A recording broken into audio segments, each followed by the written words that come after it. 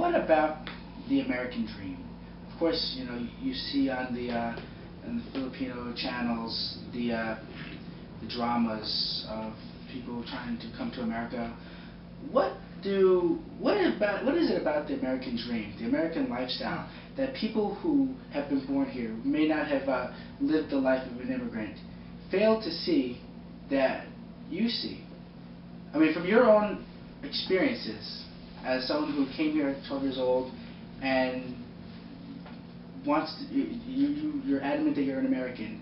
What is it about the American life that is so great, in your opinion, and something that you don't want to give up? What is it about it that a lot of people overlook? I think there's a kind of a freedom and a kind of, you know, being an American, and in many ways it's the promise of it and also the limit of it. It's that you're promised so much individuality, right? You're promised so much freedom. You're promised that you can be all you want to be. I mean, we have stories of people, you know, who have come here speaking no English, you know, like forming companies. And this is a country founded by immigrants. This is a country that's been replenished by immigrants. And so I think, you know, Carlos Bulosan, who I'm a big fan of, he's a writer, a Filipino writer that moved to Seattle. And he was a migrant worker that became a writer when he got sick, because he was forced to be in the hospital and read a lot. And he had his memoir, it's called America is in the Heart.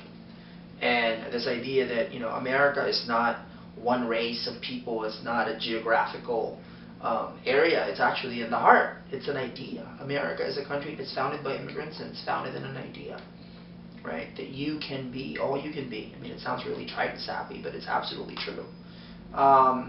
And I guess I love that from the very beginning. I love that I can, you know, that I can come from a middle class, lower middle class household, and we weren't poor. You know, my lolo and my lola provided for me the best way they knew how. They worked very hard.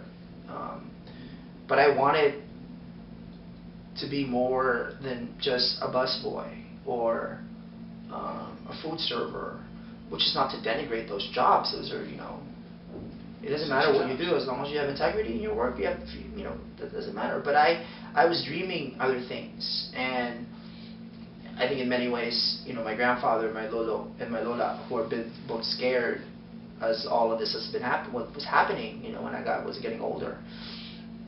They were basically like, you know, maybe it's not worth it.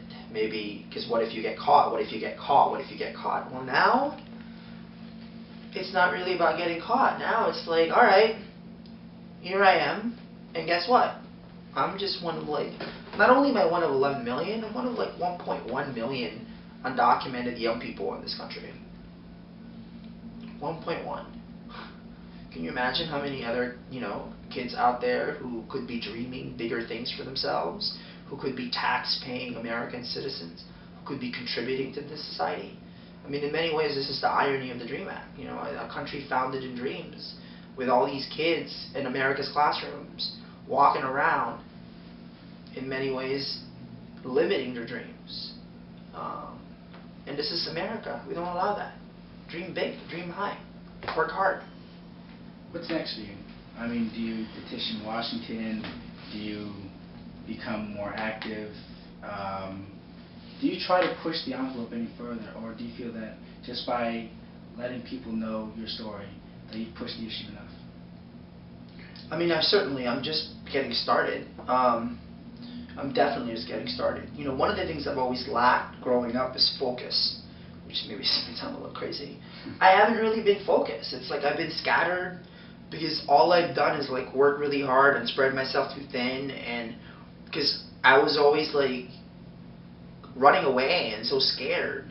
Now I feel like I'm running towards one thing. You know, like I'm running towards one thing, and it's energizing and it's scary, but it's energizing at the same time.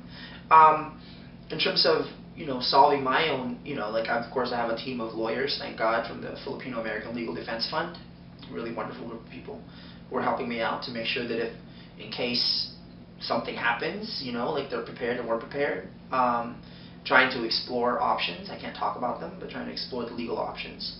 But again, I didn't do this just to save myself. If that were the choice, then first of all, I probably would have kept on, I would have probably been quiet about it and not so public.